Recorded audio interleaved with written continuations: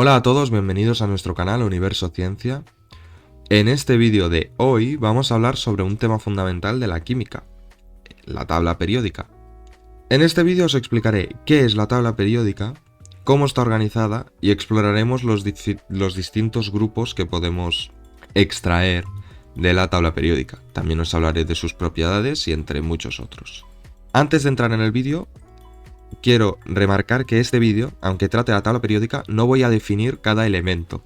Eso significa que si en esta tabla, que os voy a poner a continuación, el LI, bueno, os podéis imaginar que todas las letras, ¿vale?, son siglas de los nombres completos. A lo que voy es, no os voy a decir que el LI es litio. ¿Y por qué no, profe? Porque considero que es un tema que dura mucho definir cada uno, ¿no? Por ejemplo, nos voy a decir, la H es hidrógeno, la LI es litio, la Na es sodio.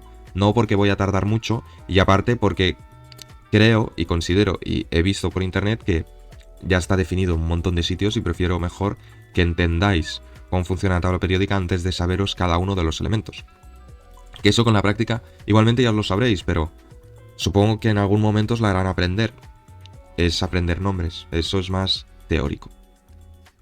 Dicho esto, os voy a explicar un poco qué es la tabla periódica. La tabla periódica, lo que estamos viendo actualmente, es una herramienta esencial de la química y, bueno, sirve para organizar todos los elementos que hemos descubierto o que tenemos constancia de ellos actualmente. Estos están organizados por propiedades, básicamente, por sus propiedades están organizados de una forma y otra. Y diréis, ¿y cómo se organizó esto? Pues lo organizó un químico ruso del siglo XIX llamado Dmitri Mendeleev, que es este hombre que estáis viendo aquí, que fue un gran revolucionario porque decidió, dada la gran discusión que había entre los químicos de la época de cómo organizar la tabla periódica, más que la tabla periódica, los elementos, él propuso esta tabla periódica, que está organizada, como he dicho, pues por muchas de sus propiedades. Puede ser el peso atómico, puede ser o el nombre atómico, puede ser otras propiedades como la electronegatividad, si son metales o no metales, entre muchas otras. Bien, aparte de este tipo de organización por propiedades, tenemos la organización por tablas, por filas y columnas, o periodos o grupos. Las filas o periodos tenemos una suma total de 7, primera fila, segunda, tercera, cuarta, quinta, sexta y séptima, y columnas tenemos 18, 1, 2, 3, 4, 5 hasta 18. Las filas las podemos llamar filas o periodos, y las columnas las podemos llamar columnas o grupos.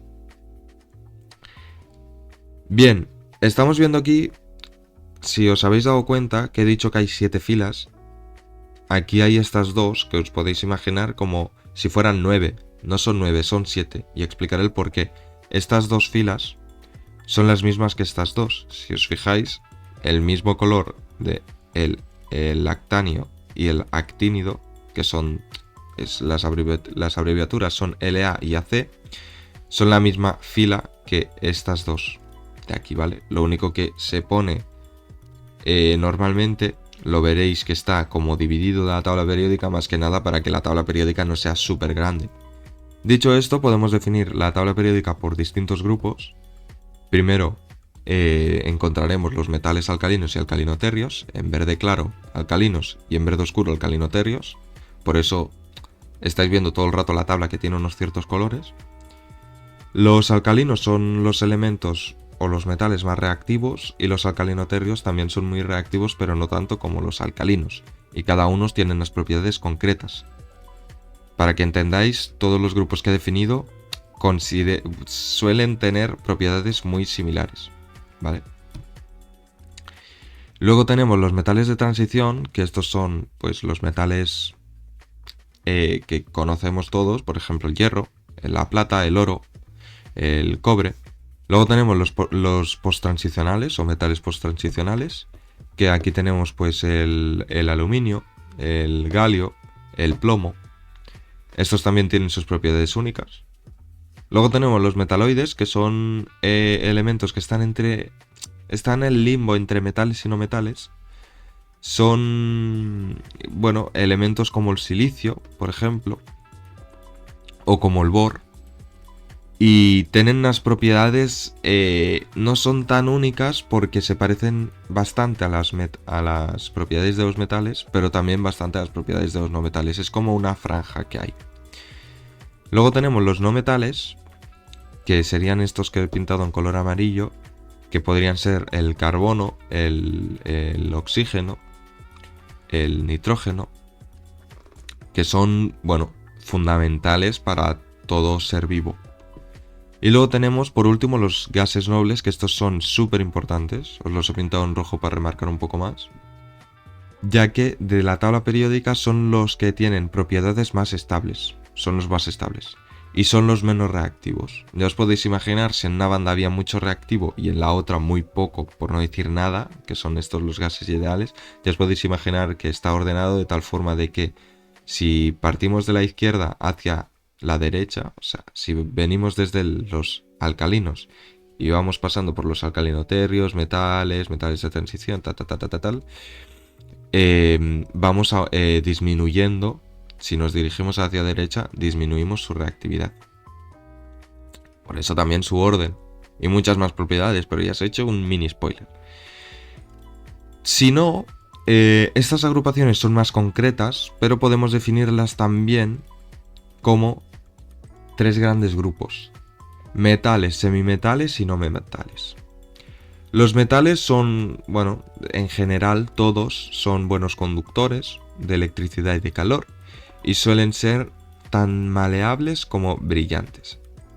Y todos estos en concreto suelen tener unas propiedades para hacer enlaces químicos distintas a los demás.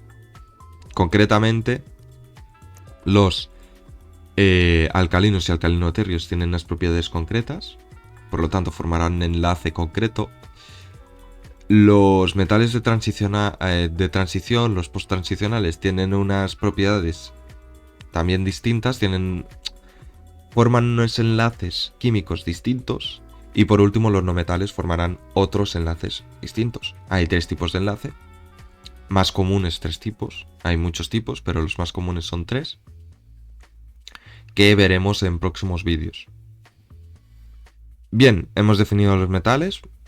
Repito, son buenos conductores de electricidad y calor, son maleables, brillantes.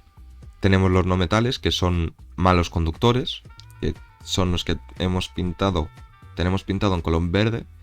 Son malos conductores y muchos de ellos son gases a temperatura ambiente. El oxígeno es gas a temperatura ambiente. El cloro puede ser líquido, gas, ya me entendéis. El fluoro puede ser gas. ¿Me entendéis, no? El nitrógeno es gas. Suelen ser gases. Y tienen propiedades totalmente opuestas a los metales. Los he distinguido en 2 colores, verde claro y verde oscuro, porque el verde oscuro son un caso aparte, son los gases reales, son los gases ideales, los que hemos definido antes, los más estables, que tienen unas propiedades distintas. Los definimos como no metales, pero tienen propiedades bastante distintas. Y por último, tenemos los metaloides o semimetales, que son los que están, podríamos decir, como en el limbo de entre metales y no metales, y tienen sus características son compartidas. Eso significa que si unos no son conductores, los otros sí, pues estos son medio-medio. Y, a ver, como tema propiedades, ¿qué podemos sonsacar? Podemos sonsacar que existen el número atómico, que es el número que estamos viendo en pantalla, arriba de la nomenclatura, de la abreviación de cada elemento. Tenemos un número 1, 2, 3, 4. ¿Veis que están ordenados de izquierda a derecha y de arriba a abajo de forma ascendente? Primero tenemos el número atómico, que es este número, que nos indica el número de protones que contiene un átomo en su núcleo. Ya sabéis que en un átomo de un elemento químico, en el núcleo existe tanto protones como neutrones y por el alrededor del átomo existen los electrones. Pues el número atómico es el número de protones, que a la vez suele, os voy a decir suele, porque hay muchos casos que no, pero suele ser el número de electrones también. suele ser, no vamos a definir como el número de electrones, sino como el número de protones. Porque como el número de protones es fijo, siempre será ese número. El número de electrones no siempre es fijo, pero de forma natural suelen tener ese número de electrones. Luego tenemos el símbolo químico, que bueno, es esta abreviatura que os he dicho, que son estas 1, 2, 3 letras como mucho que podemos observar. Luego hay la masa atómica, que es la media del peso de... bueno, que suele pesar... Si hacemos todos la misma referencia, unos elementos son más pesados que otros. Pues eso es la masa atómica, que en esta tabla justamente no se observa porque es una tabla súper simple. Os he puesto una tabla donde no hay casi datos para que veáis todo lo que se puede sonsacar. Luego también podemos tener la electronegatividad. La electronegatividad es la capacidad de ese elemento o de un átomo de ese elemento de atraer electrones hacia él. Concretamente, esta propiedad crece. El elemento menos electronegativo será el francio, el 87, el que tenemos aquí, y el más electronegativo, el fluoro, el 9. Y crece de forma ascendente, hacia arriba, crece el valor de electronegatividad y hacia la derecha. Eso significa que el oxígeno, el cloro, el nitrógeno, el sofre, el bromo, son elementos bastante electronegativos. Mientras que el francio, el cesio, el bario, el radio, no son electronegativos. Bien, y dicho esto, muchas gracias por ver el vídeo. Recordad, si os ha gustado, darle cierto apoyo a este profesor, o sea, yo como persona. Así que muchas gracias por ver el vídeo y vamos a estudiar a tope. Vamos.